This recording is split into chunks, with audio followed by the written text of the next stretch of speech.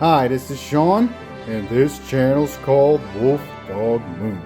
And on today's episode of Comic Book Realms, we're going to review and discuss The Amazing Spider-Man number 316. So if you like this kind of content, smash that like button, subscribe to our channel for more, ring the bell for notifications, comment down below, and share with your friends. Alright, let's get into this one. Alright, so today on Comic Book Realms, we're going to be looking at this badass issue of The Amazing Spider-Man. And so, if you've seen our previous episodes of Comic Book Realms, then you know how this is going to go. If not, we encourage you to go check those out. We've done The Incredible Hulk, we've also done The Uncanny X-Men, and now we're going to be doing The Amazing Spider-Man. So, if you've seen our previous episodes, then you know how this is going to go. We're going to do a spoiler-free section in case you would like to go get this comic for yourself and not be spoiled. And then we're going to do a spoiler section, and we will warn you before we do that. So let's get into this one. All right, so right off the bat, you get this awesome cover, man. This is Todd McFarlane is squarely tasked with the new epic stories involving the Spider-Man character. And so we have up here, it says the non-mutant superhero, The Amazing Spider-Man. Venom is back. And we got our friendly neighborhood Spider-Man hanging upside down in this box. I always liked how when they did that. I thought that was cool.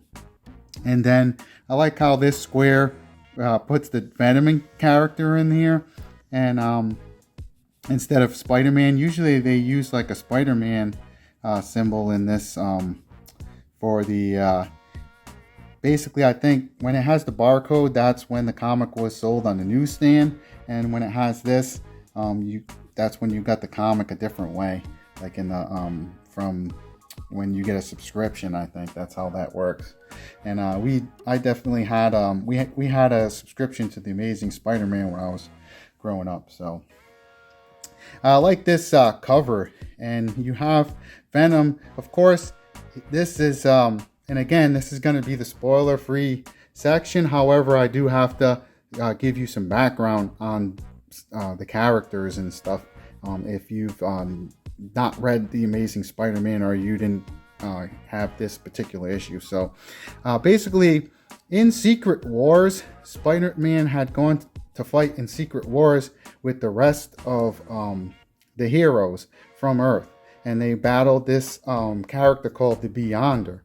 And at one point, Spider-Man was basically he was en route to basically he was sent as a spy to see what the X-Men were doing. And it's also interesting that they tell you here clearly that this is non-mutant superhero, because the Uncanny X-Men were getting so popular that they had to differentiate Spider-Man from, he's not a mutant. So so many characters were all of a sudden, they were calling them mutants. Even I think like the Incredible Hulk, for a little while, they were calling him a mutant of some kind. So whereas Spider-Man's not. He got his powers from a radioactive spider, and from there he became this awesome hero when he took up the mantle and the responsibility of having, with great power comes great responsibility. And that's what's awesome about the Spider-Man character. Instead of using his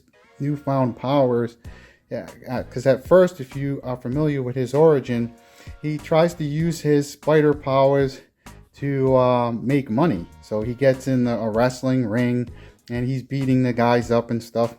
And then when he goes to collect the money from his winnings, he lets a thief go. And that thief ends up killing his Uncle Ben. And after that, that's what pushes him into action onto the hero's journey. And ever since, he has taken up this mantle, and he wears the mask to keep his secret identity intact, because it's very important for the Spider-Man character, because he's just when he's Peter Parker, he is just a mild-mannered ordinary man. And so they have, but when he becomes Spider-Man, he wants to be able to take on villains, and he doesn't want them to, know where he lives, for example. And that plays into this issue. So I'm going to back up a little bit and get back to Spider-Man. He goes to fight in this kind of epic,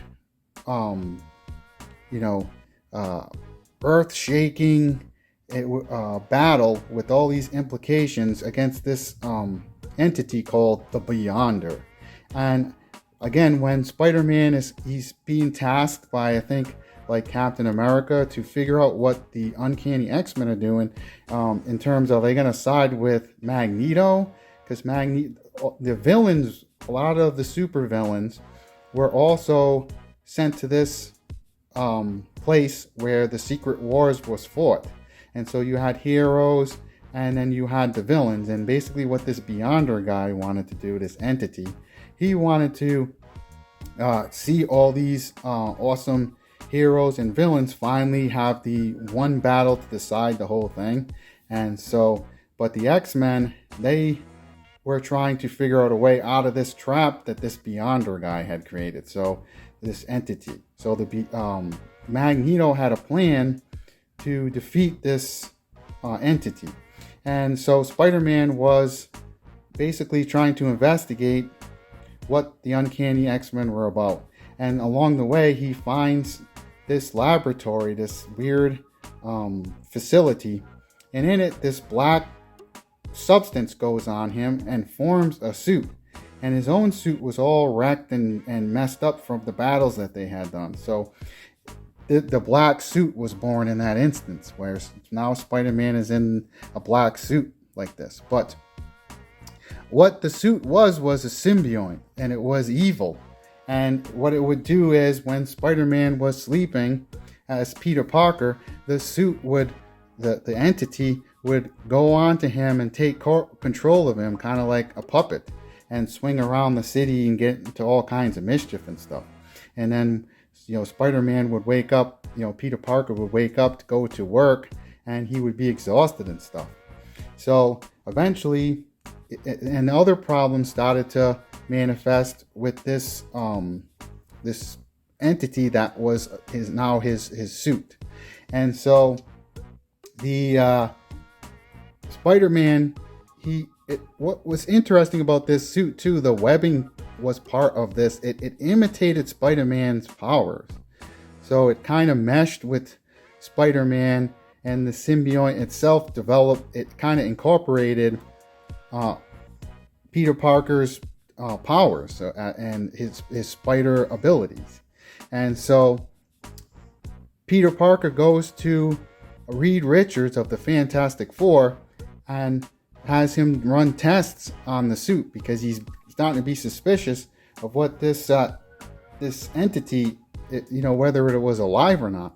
And so Reed Richards discovers that it's alive, and not only is it alive, but it's going to kill Peter Parker eventually if he continues to keep wearing it and using its powers, because it's using him. It's like more of like a parasite, and eventually it'll just control him completely, and that's its goal. And so once Reed Richards figures that out, now this entity becomes extremely dangerous. It tries to kill Peter Parker and find a new host, essentially. But Reed Richards figures out that the way to defeat it is through sound. So you blast it. It doesn't like high frequency sounds and stuff. And so eventually Spider-Man, in the new line of comics called The Web of Spider-Man, he's able to go into a bell tower, and the bells are going, ringing and stuff. And that's how he's finally able to break free from this entity. And it pretty much is nearly like 99% of it's destroyed, but there's a little droplet or whatever that's left. And so it can still persist. And so, but it can no longer attach itself to Peter Parker. He breaks out of essentially this dark spell that he was under. And in doing so, the symbiote can no longer use him. But now it has this eternal hatred for Peter Parker and everything that he's about, because he rejected this thing. And so it finds its way to this reporter called Eddie Brock, and he also has this deep hatred of Peter Parker, and because of the symbiote, he knows that Peter Parker is Spider-Man, and so they form this unholy union, this Eddie Brock, and in order to basically destroy Spider-Man and Peter Parker at the same time. And they really just want to destroy everything he's about. So they want to destroy any of his friends, and so they try to impersonate Spider-Man and do all this horrific stuff, and in order to discredit Spider-Man and turn him into the villain, so that they can shatter everything about the Spider-Man persona. So along the way, Spider-Man is able to defeat Eddie Brock, and I had the comic somewhere, and at some point I'll try to dig it out. Otherwise, we'll just start with this one, because I thought that this one was a good place to start, because the character is more established, the Venom character. Now, so what's interesting about the costume is that this entity it's super powerful. So it duplicated Peter Parker's powers, Spider-Man's powers completely. So it's a mirror match whenever he fights this entity. So it doesn't matter, like, as long as this entity is on controlling somebody, it's essentially works as like a mirror match. It knows what it knew Peter Parker's psyche, so it can anticipate what he would do in certain situations, and also has the equal strength, and it has its own webbing, and it's horrific in that way. It's like a doppelganger. And so, but this Eddie Brock guy, he's also this like thuggish brawler guy who, and now he's built himself up. He looks like a kind of like a pro wrestler, like a steroided up muscle bound guy. He's lifting a large amount of weights because he knows that by doing that, they're going to be able to defeat Spider-Man, because it'll augment his own physical strength, and thus the mirror match won't be there. This will be much more powerful with the combination of this Eddie Brock guy and the Venom entity. So in this comic, and this is an awesome comic in that right away you're thrust into Eddie Brock and the entity's machinations, like what they are planning and what they're about to do. And when we get to the spoiler section, I'm going to take you through and show you the marquee moments in this one. But this cover is very evocative of what happens in this issue. This is a horrific issue. It has it has intense fighting, and it also has very maniacal, seditious, just incredibly evil that Spider-Man has to fight in this Venom character. Like, Venom knows so much about Spider-Man that he can track, he's been tracking basically Peter Parker wherever he goes. And at this point, Peter Parker is married to Mary Jane Watson, and so Peter Parker's trying to create a life for him and his bride, and they're both trying to struggle through the struggles of being newlyweds, and trying to pay the bills and make ends meet. And so they have those ordinary struggles, but because he's Spider-Man, he has to take on other problems and stuff, and try to he uses his powers to stop criminals, but he takes pictures of them at the same time. But it doesn't pay that great. The J. Jonah Jameson, he doesn't pay very good, and so Spider-Man, he has to find a new place of residence, because this Venom character, the entity, and Eddie Brock had been hunting them. And so when Spider-Man had defeated Venom the first time, the government had put Venom in this high security special prison, which Venom escaped from. And so this starts you right after Venom has managed to escape from this government facility. So that will end the spoiler-free section. And now we're gonna enter the spoiler zone. But before that, I would encourage you to pick this issue up. It starts an awesome series of comics. The Todd McFarlane, he has a very interesting drawing style. It's a lot more cartoony, and it's kind of like a blend. And also how they do the paneling and stuff it's very different than traditional comic books. And at the time, McFarlane was a rising superstar, and the way he draws Spider-Man and even the Venom character, he's so good at drawing Spider-Man in all these awesome poses and stuff. And then when he does regular people and stuff, he exaggerates their features and stuff and makes them look kind of like it has a down to earth but comic, like a cartoony style to it that's a lot different than other comic books. And then the panel style in this issue is a lot like a manga, and I'll show you examples of how they do the layout. They changed the way they did the layout for these comics with Todd McFarlane. So definitely encourage you to pick this up. It's an awesome arch nemesis for Spider-Man with this entity, the black suit and Venom. And the Eddie Brock characters got a lot of depth in terms of his motivations and stuff. So this one gets the Wolf Dog Moon seal of approval. And so we're going to enter the spoiler zone. And we definitely encourage you, once you've picked this issue up or had a chance to read it yourself, you can come back and watch the rest of the video. So we're going to now enter the spoiler zone.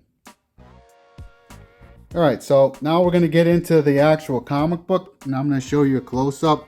It says Venom is back, and you got this horrific, he's got blood dripping from his claw-like hands, and he's got this nasty maw, like this distinctive, hideous smile, and the way the eyes are drawn and stuff. And he's demonic form, and this spider, it looks more like a weird vampiric demon shape. And then you have juxtaposed against Spider-Man. Spider-Man looks much more friendly in terms of how they do the eyes, and he's squarely the hero here. And this Venom character, he's obnoxious, he's disgusting, he's diabolical, and his and with this ear, strange alien type demonic intelligence. He's boosted by, it's an unfair fight to begin with. It's 2 against 1 in a way. And so Spider-Man's outmatched against this character. And it's also a dangerous mirror match where he's facing an opponent like no other. So let's get into this. Yeah, you got this epic crumbling rocks and stuff. And so let's get into this one. So right away, you have this awesome. Venom jumps out of the shadows like some kind of demon. He looks demonic, and you have like a homeless person just running from him. So he's harassing and terrorizing anyone that he just to get a rise out of people and stuff. And this issue is called Dead Meat, and you'll see why. It's horrific at the end of this comic. So this comic is it is a lot more edgy than a lot of other Spider-Man issues and stuff. And so if you like a little more edginess and a little bit of horror themes and stuff, you're definitely going to get that with the Venom character.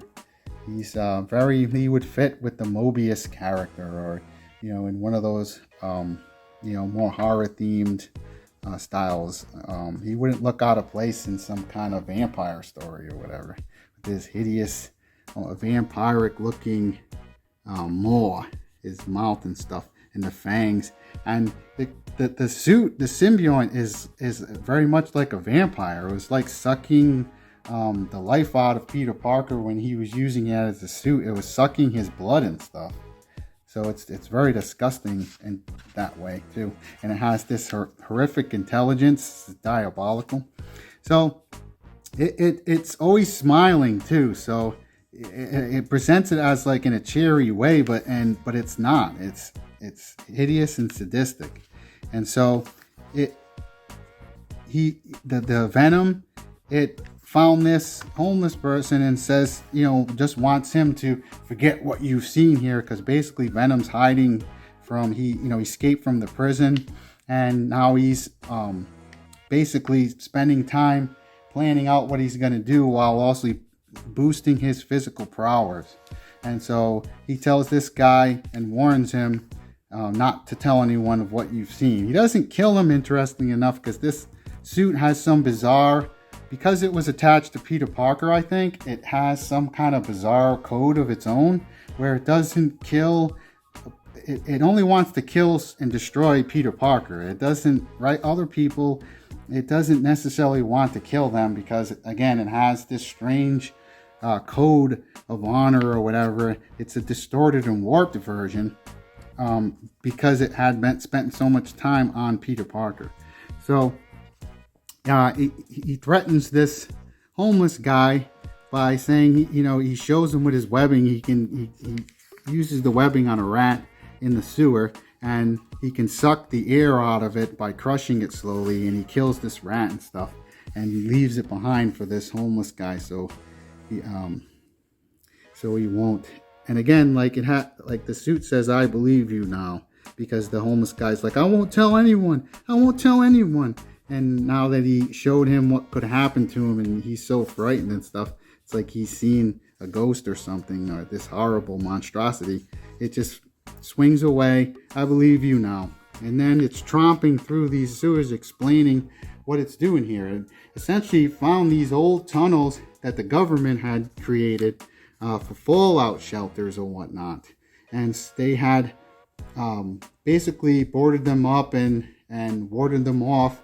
And then eventually, through bureaucratic red tape and all this other stuff, they made it not be known, and these tunnels were essentially forgotten, or classified and stuff. And so it took this Venom and the Eddie Brock character working together and scouring through the sewers to find these special fallout shelter things. And so that's what he explained. So he spends time, sorry about that. Doing this with one hand is not always easy. But yeah, look, this is what I mean about, the suit is also, it's grafted itself as a part of this Eddie Brock guy. So it's essentially doing the same thing it did to Peter Parker to this Eddie Brock. It's slowly poisoning him and also siphoning off his life and his blood and stuff, but he doesn't care because of his hatred for Peter Parker. He's joining this unholy union where all he wants to see is Peter Parker suffer, and so he's willing to just ignore any of the negatives that come with this entity. And it's like a dark inky ooze, like a black from some depths of the deep or something, some black hideous corruption. It very much is like an actual kind of corruption and stuff. And so this guy is a corrupted mind, but he knows that the suit can only do so much. So he's talking to the suit, the Venom entity, basically telling it that I got to get as strong as I possibly can so that I can help you, my friend, or whatever he's saying. He's so warped and just distorted and destroyed by his hatred that he's just gonna boost himself, and he's lifting weights and all this stuff. So they have this interesting Steve Jackson role-playing game thing where you call a number and you do what it says here. I thought that was kind of funny. that they did. I never did something like this, but it's interesting. If you're some lonely kid or whatever and you want to go through some kind of adventure on the phone or whatever. I don't know how that worked exactly, but it's interesting. So we jump over to Spider-Man after we find out what Venom's up to. He's planning on hunting down Peter Parker. And so we got Spider-Man believe, he's kind of, he just wants to kind of be anonymous in his hero work. He's not looking to be, a celebrity by doing it. And also at the same time, him and Mary Jane, they're behind on the rent. They can't pay their bills. And she's a model and stuff, but a lot of times her gigs fail, or it doesn't come through in the way that they hoped. And for example, she's beautiful, and she's this beautiful redhead, and she's very unique in that way. And but in the previous apartment they had been renting. They really liked it there, but there was someone in the building that was obsessed with Mary Jane, and so they had to move because of this person. So he's taking pictures of the police are chasing after this thief, and he's like, I don't need to get involved. The police look like they have this handled. It's not like he has a gun or anything. And he's taking his pictures that he likes to take, that he uses to make a living. But then this guy has this, he goes around a corner and he picks up this scrap of metal, and he's going to kill this police officer. So our friendly neighborhood Spider-Man jumps in. He's like, silly me. I have to do something. And so he uses his webbing to grab a hold of the junk in the junkyard, and it smashes on this thief. It's not enough to kill him, just enough to knock him out. And this police officer, is thanking Peter Parker, and Peter Parker swings away and it's like, oh, just don't tell anybody. That's how you can thank me. And he doesn't need the thanks, because he's doing this for a different reason. He knows that with great powers comes great responsibility. He's on the hero's journey, and that's what it's all about. He couldn't save his Uncle Ben, or he had a chance to save his Uncle Ben, and he did nothing. And so now he has this driving force to save as many people as he can, to try essentially to make up for that his fatal flaw that he had. Now, one thing I'd like to point out, and I don't know, this might be controversial to some people. I like the first two Spider-Man movies that they made, and the ones back in I think they were done in the early 2000s. The very first two movies, the first one with the Green Goblin, and then the one after that had Dr. Octopus. Now, one thing they got wrong at the concept level is Spider-Man. This is how Spider-Man shoots his web. It's not part of his powers, okay? And they got it wrong at the concept level by changing Spider-Man's. This is a web shooter that he created using his intelligence and stuff. He very much wanted to be a scientist at one point, and so Peter Parker is highly intelligent, and so he created these web shooters. The web didn't come from his body. And if you understand at the concept level why that's important, Spider-Man is not a spider. He got bit by a radioactive spider. It gives him powers like super strength and skill, and he has a type of spider sense, because essentially his reflexes are so quick, kind of like a spider and stuff. But he himself is not a spider. It's just the name. It's like Batman is not a bat. And so the web doesn't come from him.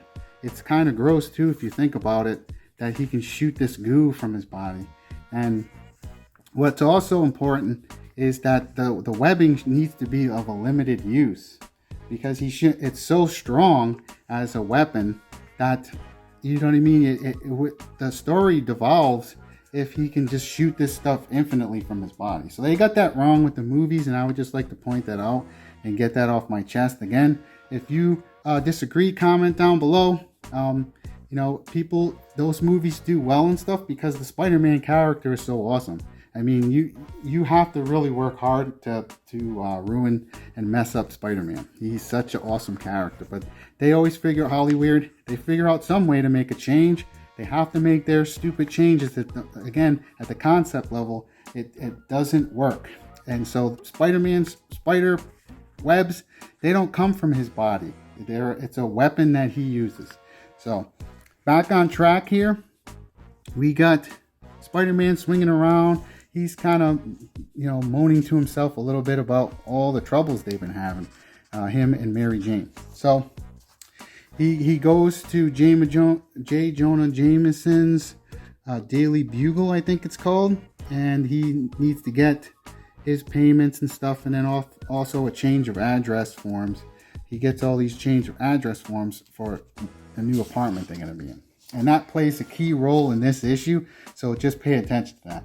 So he's calling up Mary Jane, and Mary Jane's trying to put up a strong front. She's trying to remain positive and stuff, but everything's going wrong. Like her modeling gig didn't work out, and they're behind on the rent and stuff. And so she's acting like everything is gonna work out, sugar. She's calling him sweetie and all this stuff, and he knows that she's just putting up a tough face, but there's not a lot he can do about it.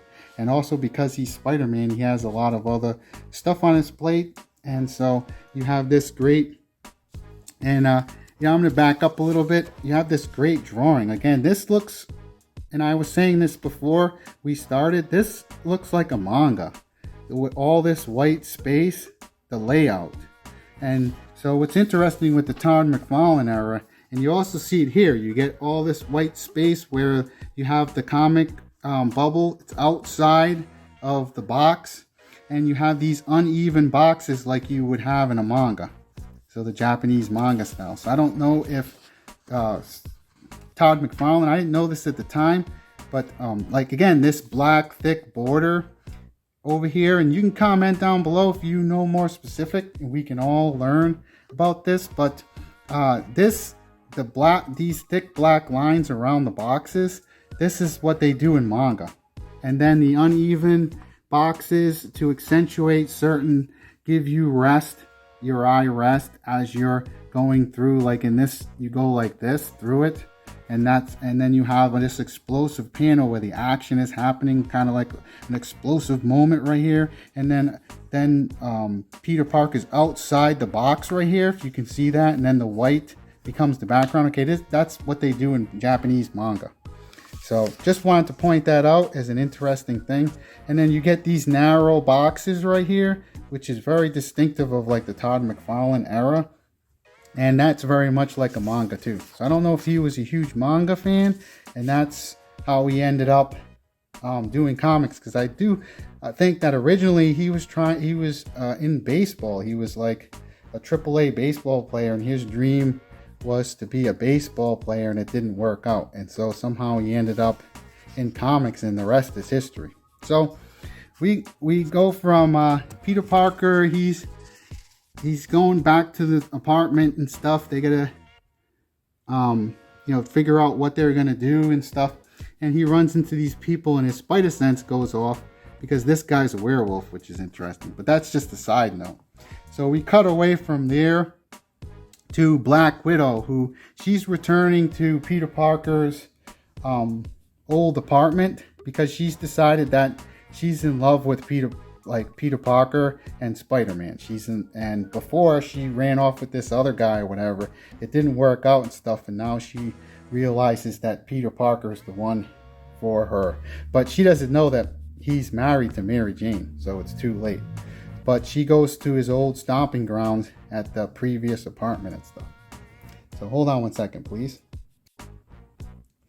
And so as a result, we get this epic confrontation. She's thinking about Peter Parker and stuff, and then out of the shadows emerges this horrific Nightmare and this Venom character, and he's just sadistic and stuff. And she says, "Oh, Spider." She thinks she remembers Spider-Man when he was in this costume, but he's massively swole, like he's on massive amounts of steroids and stuff. The Eddie Brock character. So right away she's like, he's too big and also too evil. She just senses that he's evil. and it turns into a savage. It's this is a dead giveaway if you ask me. She should have noticed that right away. But again, she's in love with the Spider-Man character, so she's all kinds of her emotions are and stuff, and she's all internalizing everything, so she's just not paying attention enough. That's how I take that. And so he's just turning into a savage, and he goes and attacks her, and you have this awesome drawing and stuff. He's just smashing stuff like kind of like the Incredible Hulk. This thing, he's just a brute and stuff. And so she's dancing around him with her cat-like powers and stuff, and she tries to kick this chandelier to stop him. And she's dancing around, and her booty's shaking, and she's using her cat nimble-like powers, and boom, the chandelier falls on Venom. But that's child's play to this guy. He just gets up like it's nothing, and he had the spider webbing on her the whole time, and so he just yanks her out, and then he does this horrific thing. He just smashes her face into the ground. This guy is nasty. And then so he's grabbing. This is a horrific panel right here. The drawing is it really captures how evil this entity is. It's his savage claw. He's got a hold of her hair. Her costume's all torn, so we don't know how much time passed between. I feel like more time passed between these two panels, because her costume is intact right here. Like, there's nothing wrong with her costume. She just had her face smashed into the ground, but I think some time passed, because now her costume's all ripped and shred, and he's grabbing her, he's holding on to her hair, and all this wood is broken and stuff. So as he's swinging her around and smashing her into stuff, it's horrible. She's just crying now. She's completely destroyed and defeated. And he's like, he asks her where Peter Parker is, because he knows that she knows where Peter Parker is. This entity knows everything about Peter Parker, including his friends and stuff. But she doesn't know where Peter Parker is. But it's thankfully. And she just is honest. And this thing, again, it has this weird code or whatever. It's like, yes, your eyes don't lie.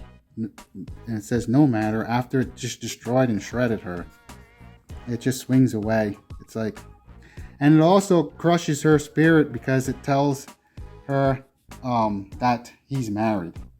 And so now this Black Widow character, she's devastated, because she was hoping to this awesome reunion that she was going to have with Peter Parker. And it just swings away and stuff.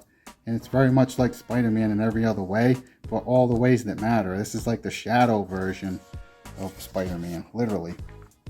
And so Mary Jane's working on trying to find a new apartment and stuff. And I think she either sees Venom or feels the evil presence.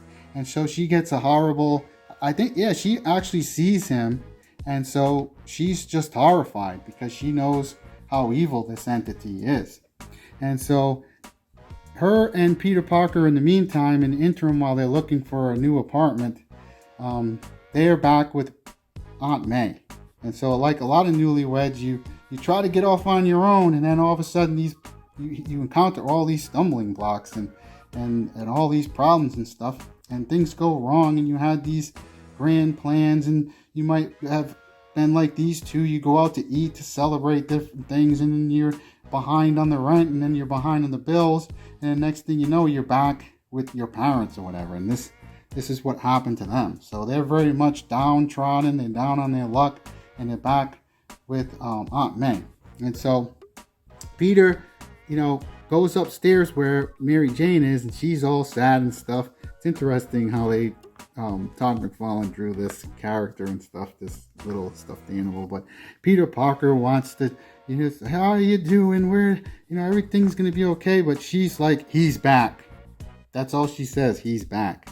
And then they do this silhouette. And again, the layout is very much like a manga. So we got a manga layout, the thick black borders, the box within these two boxes connecting them. And then you got these shadows the silhouettes of the figures and stuff. So you can feel the menace. She's distraught because she knows, okay, this thing's supposed to be in prison and stuff. So Peter Parker is like, okay, I put him away behind bars and stuff, and the government was supposed to take care of this. So he right away gets on the phone with all these different governmental agencies and stuff. He says, I'm going to handle this. And of course, they just stonewall him and stuff. They don't want to admit that Venom escaped, or maybe they were helping Venom escape. I don't know. So the government is somehow, they dropped the ball, and he even says I'm Spider-Man on the phone, which is interesting because I would think the government could trace your phone or whatever. But that aside, he slams the door. He's angry. She's crying and distraught, and the only thing he can do now is, go on the offense and go looking for Venom. And so that's exactly what he does, because he can't sit back and wait, because Eddie Brock, knows about Aunt May, and he knows everything about Peter Parker through the Venom entity, because the entity knows everything about Peter Parker. So then we have this awesome drawing. Like, Todd McFarlane did these awesome drawings where you got this entire panel of this iconic drawing of Spider-Man. Like, it's almost like he's a contortionist, Spider-Man. His foot is beyond his head. So it's like most people don't have the flexibility to do that. And so they push that kind of stuff with the Todd McFarlane, the artist. He really pushed and stretched Spider-Man beyond what a regular person could do. And then you get this epic image with the buildings and stuff. It looks like they took a picture of the buildings, and Myra just let you know what she thinks. She chinks her collar to let you know what she thinks. Myra, come over here. Say hi. We'll give you a picture of Myra. That's what Myra looks like. She's always wandering around while I'm doing these videos. So looks like they just took a photo and put it into Photoshop and just used the magic wand tool or whatever to turn it into like a black and white drawing. So that's all they did with this. This doesn't look hand drawn to me. I mean, some of it might have been hand drawn, but a lot of this texture stuff is kind of a dead giveaway. They took Photoshop, plopped it behind. This was a separate drawing that they put over the top of it in Photoshop, if you understand what I mean. So you have this awesome, he's flying around looking for Venom. And this is really cool. Again, this is the spoiler section. So if you've not read this comic, do encourage you to go get this comic and read it for yourself, because I'm about to spoil something really cool. Spider-Man's going on the offense. He's searching for Venom, right? And he's swinging around all night looking for this Venom guy, like he's gonna be able to find him, or the Venom, Venom.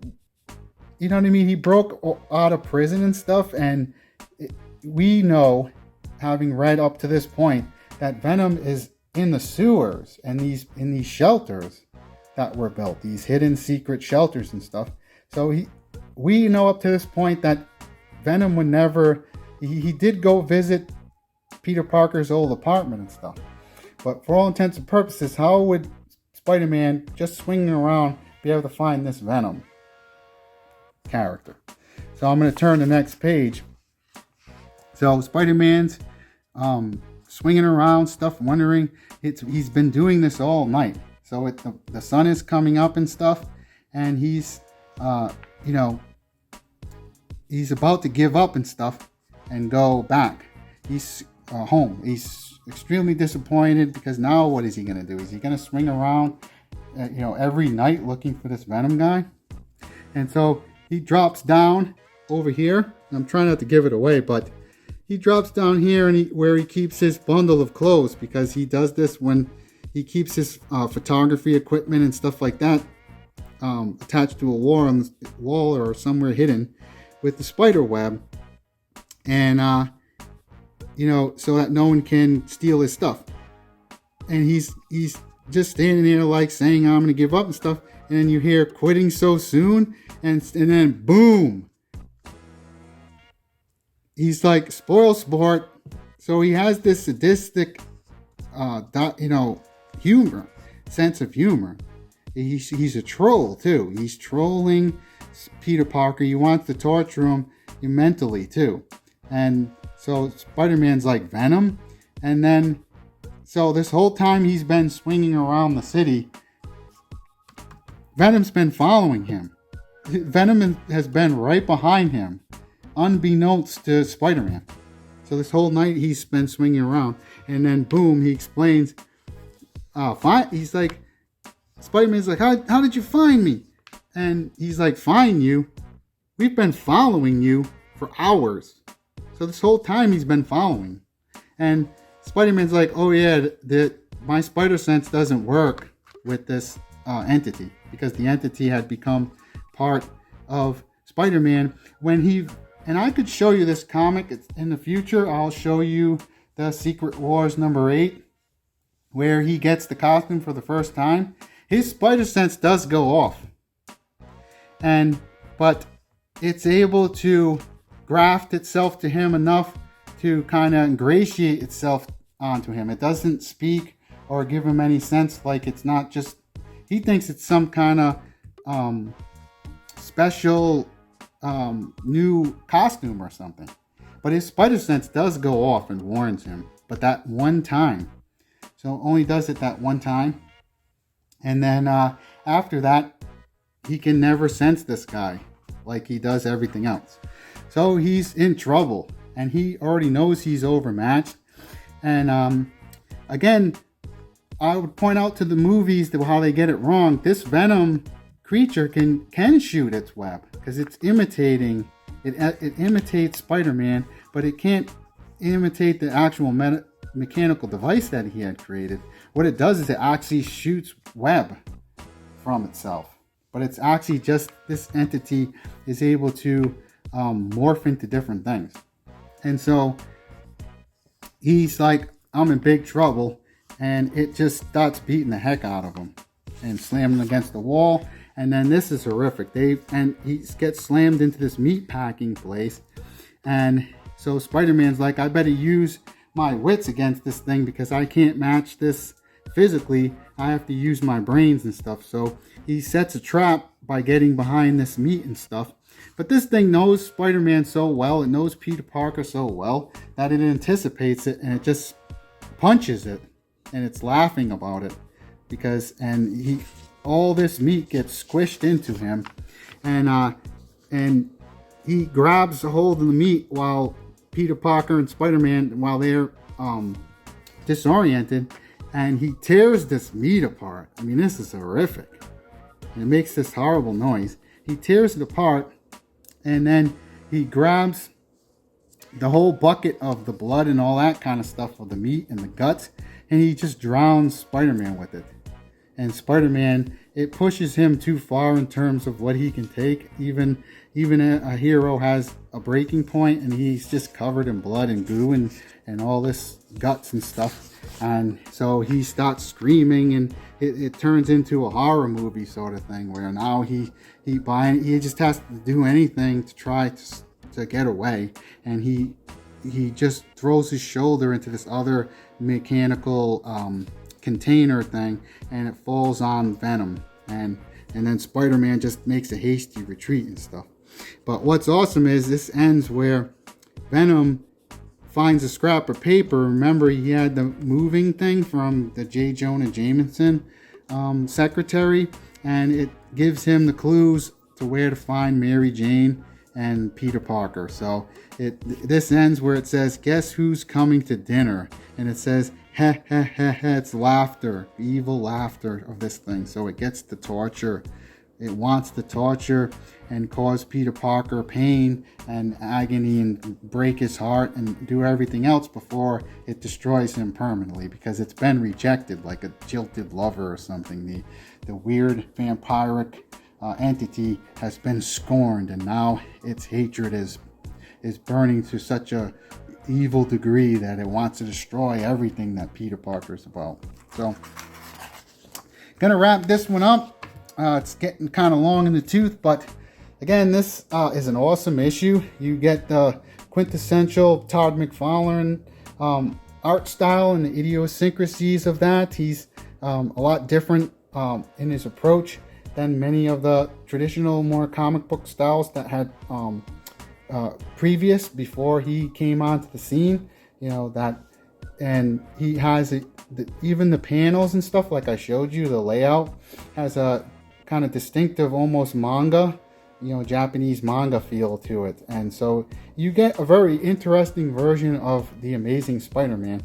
And this one is very edgy. And you actually see the roots, for example, in something like this in Todd McFarlane later when they form, him and some of the other very popular artists, they form Image Comics, and he debuts the Spawn character. So you're starting to see the horror elements that you eventually you see manifested in Spawn. So already you're seeing that here. And so that's cool in that way, that you get a glimpse of kind of like the future in terms of where the Todd McFarlane, the artist and the writer, goes. They create a new line of Spider-Man called Spider-Man, and it's very much a horror-themed version of Spider-Man. It's very edgy, and it goes in this more disturbing and metaphysical. It goes in this existential dread, where Spider-Man has to face like existential dread and stuff. And so it's much more sophisticated in that way. And it doesn't last long because, in my opinion, it doesn't work with the Amazing Spider-Man. Amazing Spider-Man works best when it's a lot more lighthearted, and Spider-Man's battling colorful characters, and he's able to take them down and stuff. And it's not a mental, it's not as much a like dread and suspense and horror, where the new Spider-Man line becomes about that.